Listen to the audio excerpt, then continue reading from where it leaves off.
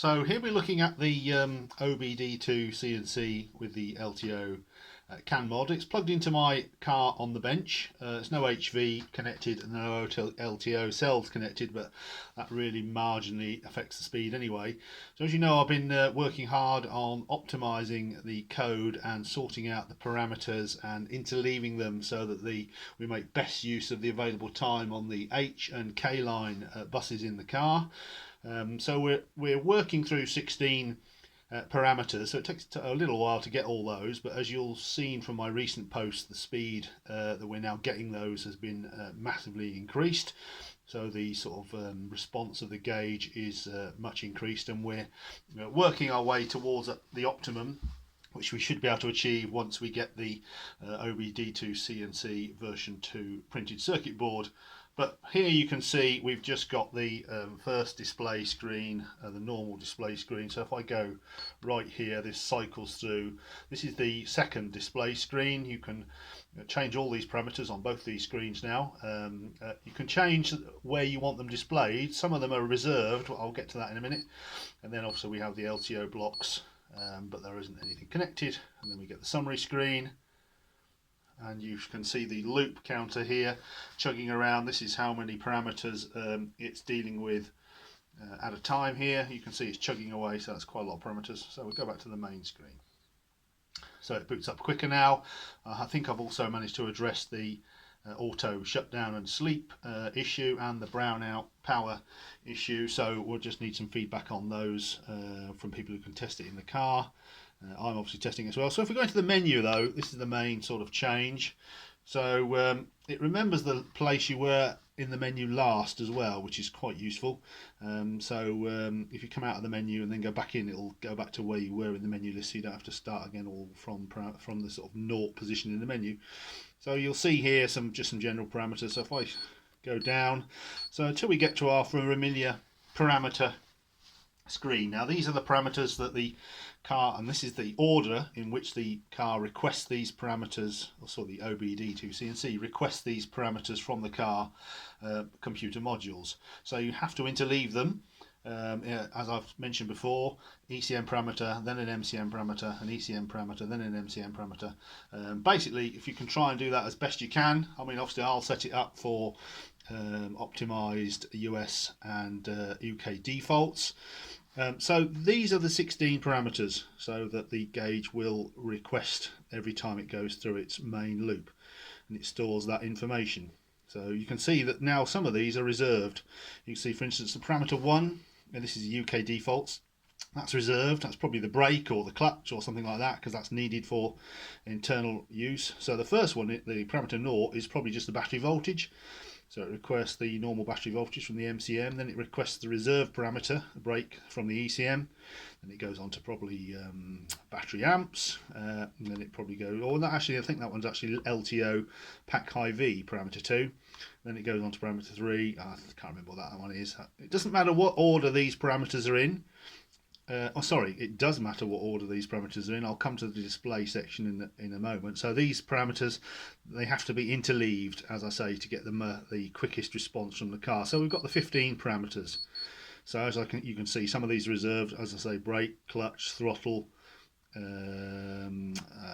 speed, etc. So because some of those functions are needed internally, AFR, etc., etc. So what we do get, when we get to the end of this though, you'll now see there's some new menu entries, another 16 menu entries, numbered 0 to 15, and these are the LCD display positions. So for instance, LCD display position 0 is the top left of the primary display screen, and what you do is you can change that now. It's a variable, and what you can do is you put basically what parameter number you want displayed in that position. So for instance, it's 000 here, and that means it's going to display parameter 0 in that position. So that parameter there, 0, which I think is just the battery voltage, is going to be displayed in LCD display position 0. And you can see the next one down, LCD display position 1, that's the top right hand side, and that one we're displaying parameter 2 in that position. So if you go back to the parameters here, we can see that parameter 2 is whatever that is. I think that's that LTO pack voltage. So we go back to the display once again, and we can see that display line, or number 2 there, that's the second line down on the primary screen on the left hand side, and we can see that I'm going to display parameter 3 at that point. And if we go down to the last one there, you can display number 3, and that is the second line down on the primary display screen, and that's the right hand side. And I'm going to display parameter 5 from the earlier list at that position. So basically that repeats. So the first 0 to 7 parameters, which is 8 parameters in all, they are the primary display screen. And then when you get from 8 to 15, that is the secondary display screen. So you can see on the secondary display screen in the top left hand position, I've got parameter 1. If you go all the way back, you could see what parameter 1 was.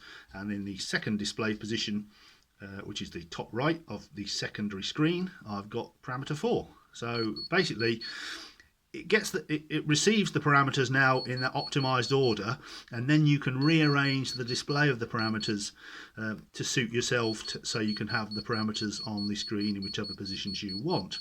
But it's now, if we enter the parameters in the correct order here in the parameter selection options and get them interleaved as optimally as possible, then you'll get the maximum speed from the OBDIIC&C, and then you can then display them to your heart content in the order that you want using the LC display option. So that's it. So I've come out of that. Go back to it'll restart obviously, or reboot. It's got loads of codes because it's connected to the car on the bench. So we're back to here. So this little blue button on here is the cruise button. So if you were going along and you press this, then it would activate the cruise. It won't do at the moment because obviously there's nothing connected, and it is all there's no HV, etc, etc, etc. So also if I press right here, we should get the assist from the joystick and regen that way, etc, etc. So yeah, so everything seems to be a lot faster. The analog joystick is a good little device, seems to work really well, and with the OBDIIC slowly becoming more optimized, response rate is increased, and it's all working a lot more smoothly. And as I mentioned, there's actually about 4,000 lines of code in the OBDIIC&C code now, so it is getting pretty big. But you know, it's still working very well, and hopefully we'll make some more improvements when we move to version 2. But this still works very well. This can also drive the video screen as well, this one, and it works very well.